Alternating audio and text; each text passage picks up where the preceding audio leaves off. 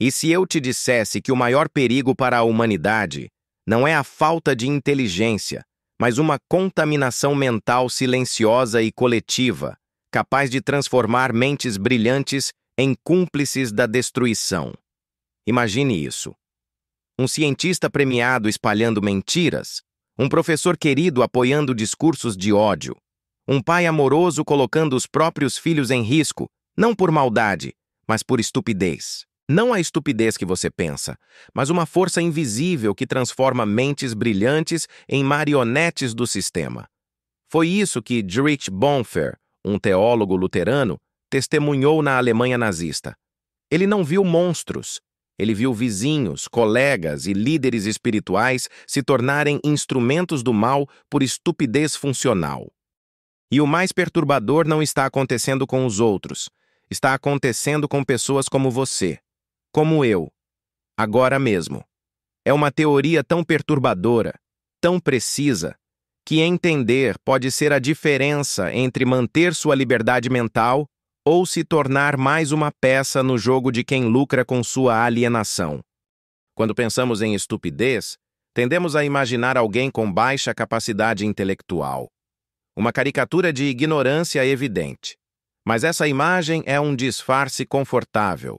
A estupidez que realmente ameaça a liberdade é mais sutil, mais insidiosa e, acima de tudo, coletiva.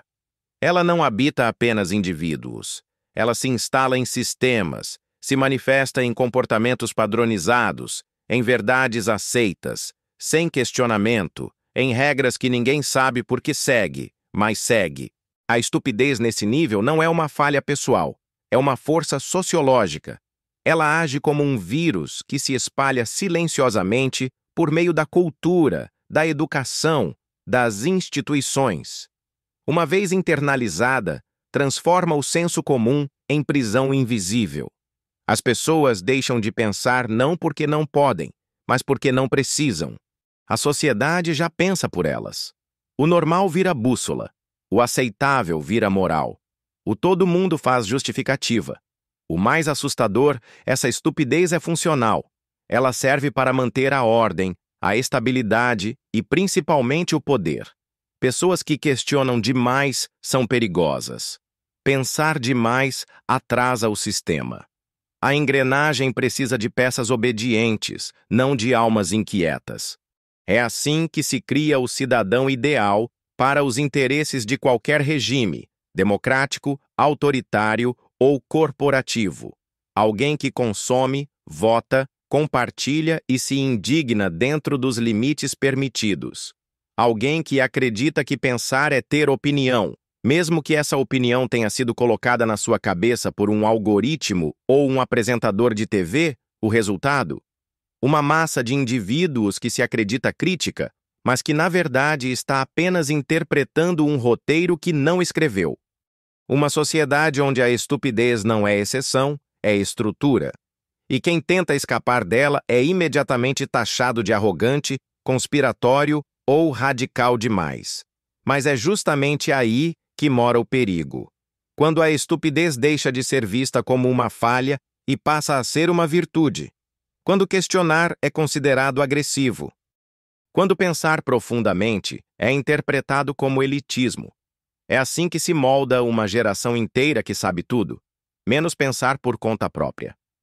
Em 1943, dentro de uma cela nazista, um teólogo luterano chamado Dietrich Bonhoeffer escreveu uma série de reflexões que hoje são quase proféticas. Preso por conspirar contra Hitler, Bonhoeffer já não via na maldade o principal perigo de seu tempo. O que ele enxergava era algo ainda mais devastador, a estupidez como força moralmente ativa e socialmente aceita. Bonhoeffer observava à sua volta pessoas comuns, cultas, religiosas, bem-intencionadas, se tornando cúmplices de um regime assassino. Não porque fossem perversas, mas porque haviam perdido a capacidade de julgamento. Elas obedeciam, acreditavam, repetiam. E se alguém questionava, eram elas que apontavam o dedo, não os soldados. Ele escreveu: a estupidez é um inimigo mais perigoso do bem do que a maldade. Contra o mal podemos protestar. pode ser exposto e impedido pela força. Contra a estupidez, estamos indefesos. Essa afirmação não era exagero retórico, era o diagnóstico de um sistema onde o pensamento foi terceirizado e, com ele, a responsabilidade.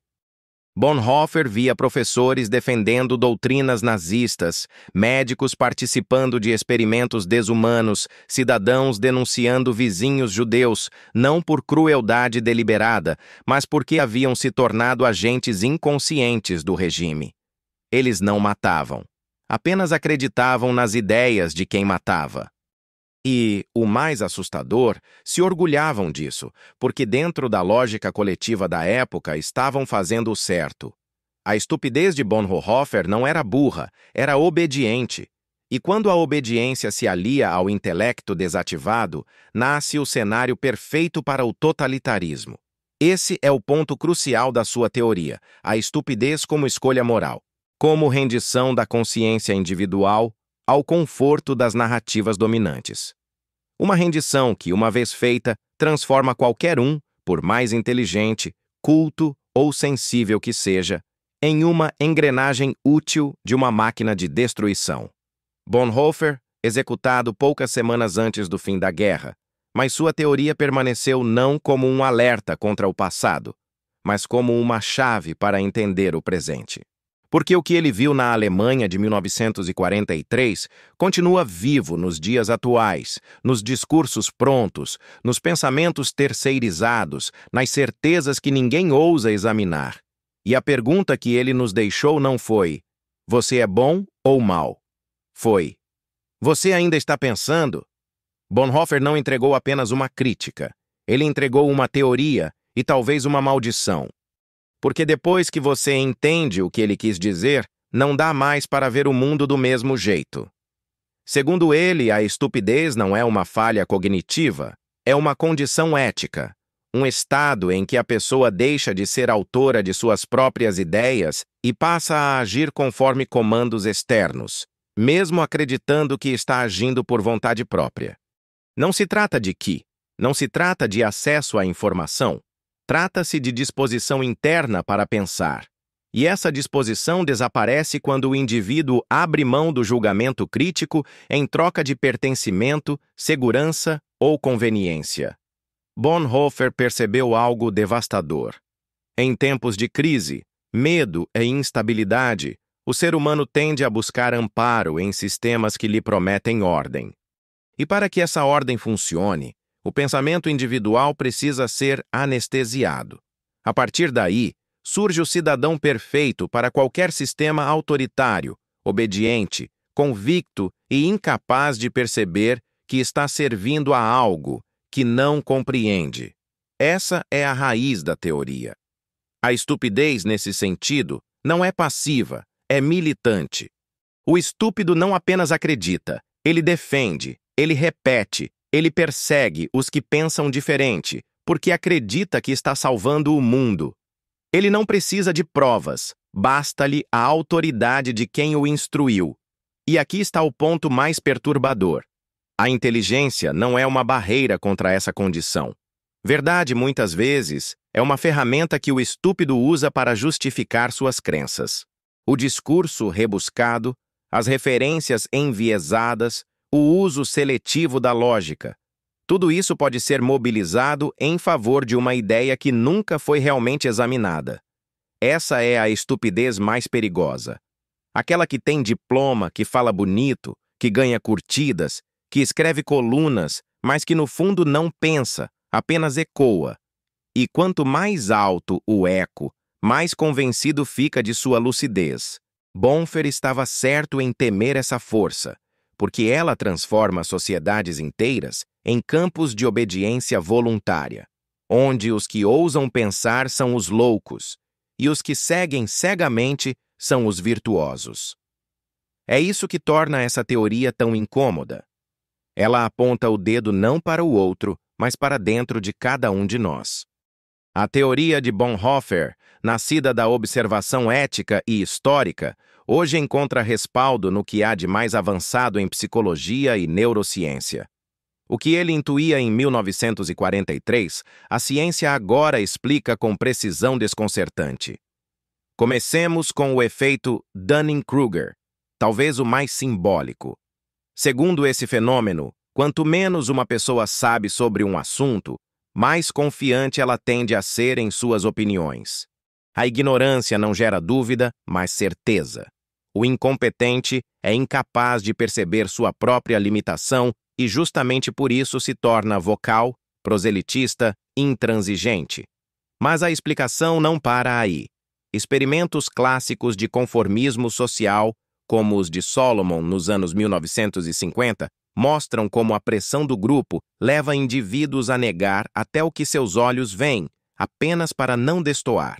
No experimento, um grupo de pessoas participava de um teste visual simples: identificar qual das 3 linhas tinha o mesmo comprimento de uma linha de referência.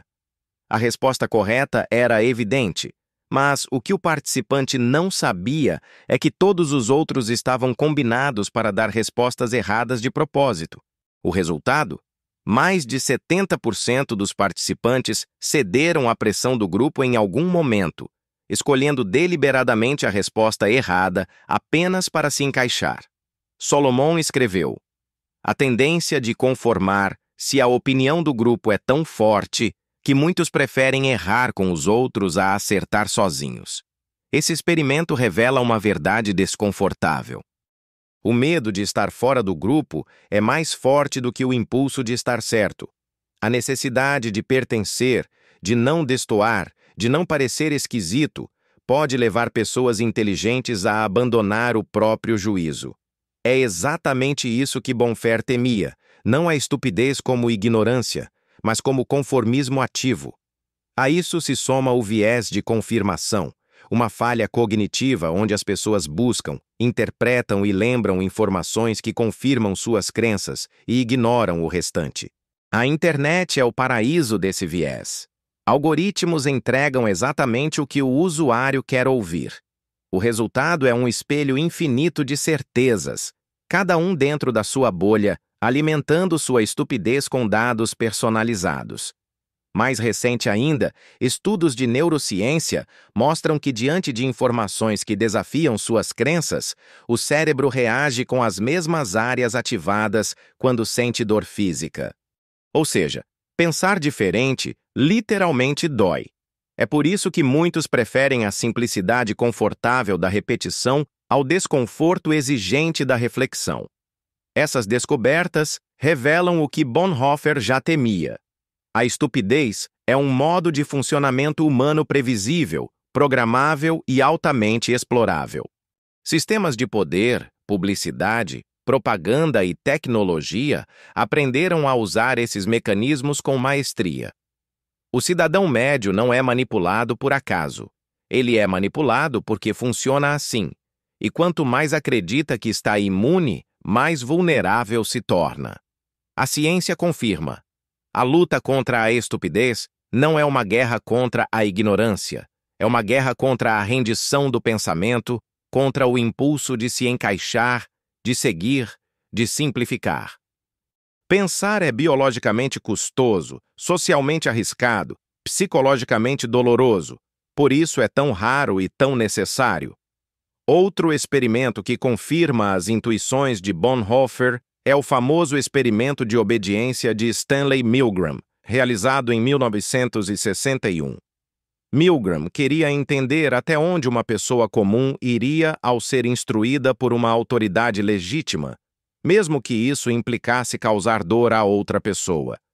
Os resultados foram assustadores. 65% dos participantes aplicaram choques elétricos potencialmente letais em outro ser humano apenas porque uma figura de autoridade os mandou fazê-lo.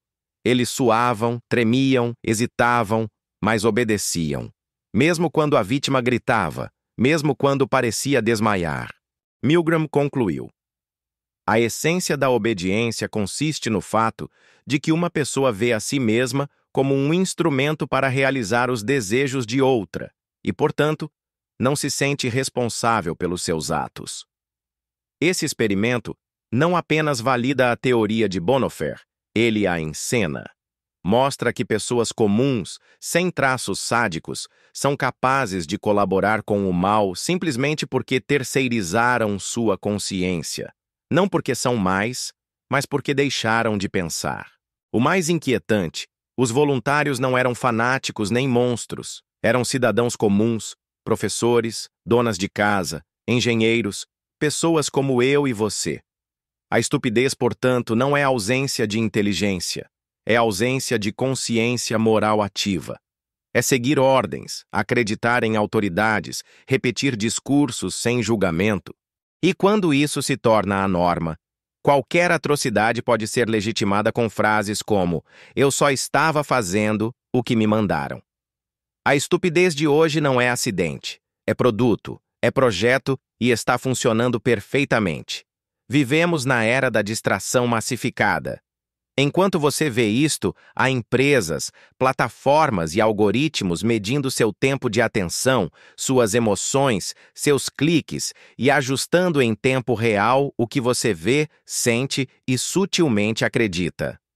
A estupidez moderna não precisa mais de ditadores. Ela tem designers de interface, criadores de conteúdo, influenciadores simpáticos. Ela não impõe, ela seduz. A lógica é simples. Quanto menos você pensa, mais previsível você se torna. Quanto mais previsível, mais manipulável. E quanto mais manipulável, mais lucrativo. Essa equação rege desde o feed das redes sociais até os discursos políticos formatados como slogans. O sistema não quer que você pense, quer que você reaja. Veja os algoritmos das redes. Eles priorizam o que gera engajamento emocional, medo, raiva, indignação moral, emoções que desligam o pensamento analítico e ativam o instinto de manada. Resultado, milhões de pessoas defendendo causas que não entendem, atacando inimigos que não existem, se posicionando em conflitos que nem sabem explicar. Mas não é só a tecnologia. A máquina da estupidez também passa pela educação que ensina a memorizar, mas não a questionar, pela mídia que finge pluralidade, mas só varia o tom da mesma narrativa, pela cultura que transforma qualquer discordância em discurso de ódio, pelo entretenimento que troca complexidade por estímulo instantâneo. É um sistema que recompensa quem grita, mas silencia quem pensa, que idolatra a opinião, mas demoniza o julgamento crítico, que transforma qualquer tentativa de análise mais profunda em elitismo, arrogância ou falta de empatia. Estamos cercados por uma engenharia social que promove a estupidez não como um fracasso, mas como um modelo ideal de comportamento. O cidadão distraído, polarizado, reativo e emocionalmente instável é o cliente perfeito, o eleitor perfeito, o funcionário perfeito. E a pergunta se impõe com o peso que Bonfer certamente aprovaria. Quantas das suas ideias ainda são suas? Em um mundo onde a superficialidade é celebrada, o silêncio da dúvida virou escândalo. Questionar virou afronta e pensar tornou-se um ato radical. Sim, radical porque pensar de verdade exige coragem. Não basta ter opinião. É preciso cavar até o ponto onde a opinião se desfaz, onde você não tem mais certezas, apenas perguntas mais difíceis. Isso assusta. Isso isola. Isso cobra um preço. Quem pensa de verdade sente. Sente o desconforto de estar sempre à margem do consenso. Sente a angústia de perceber que a maioria está errada e que talvez você também esteja. Sente a solidão de não caber em nenhuma caixinha ideológica, de não ter torcida organizada, de não receber aplausos fáceis. Mas pensar nesse tempo também é subversivo, porque desafia a lógica da máquina, porque recusa a velocidade do feed, porque exige pausa, silêncio, contemplação, tudo o que o sistema detesta, tudo o que o mercado não monetiza, tudo o que a política não acomoda. E por isso quem pensa passa a ser visto como ameaça, como arrogante, como difícil de lidar, como fora da realidade. Porque pensar desmonta narrativas, e narrativas são o alimento da estupidez organizada. Mas há algo ainda mais inquietante. Pensar hoje não é só difícil, é perigoso.